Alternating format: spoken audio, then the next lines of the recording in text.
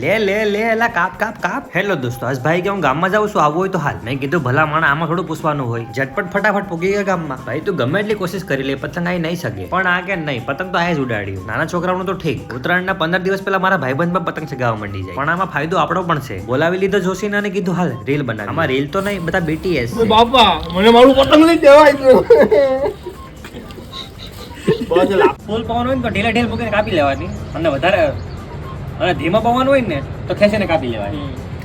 એ પાછો કરું. ફૂલ પવન હોય ને તો ઢીલા ઢીલ મૂકીને કાપી લેવાની, અને વધારે પવન હોય ને ફૂલ પવન હોય ને તો ઢીલ મૂકીને કાપવાની. થાય થાય ભાઈ, આવું બધું થાય યાર. પતંગ હાલો ભાઈ, કાપલે કાપને છોકરીઓ પતંગ છે. હાલો વાંધો નહીં. હા, ક્યારેક ક્યારેક કેમેરામેન પણ નીંદરમાં હોય. ભાઈ ચાલુ જ નહોતું. મને નહીં થાય લે વેગું જ. હાલો સ્ટાર્ટ. મારાથી આમ બોલ્યું જવાય છે નહીં ભેગું. રીલ્સ બનાવવામાં આવું બધું થાય. કેમ લાગ્યું આ BTS કોમેન્ટ કરીને જરા કહેજો. તો આગળની બધી રીલો BTS આવશે, બાકી આપણા બ્લોગ તો ચાલુ જ છે. તો હાલો હવે મળીએ કાલે. રાધે રાધે.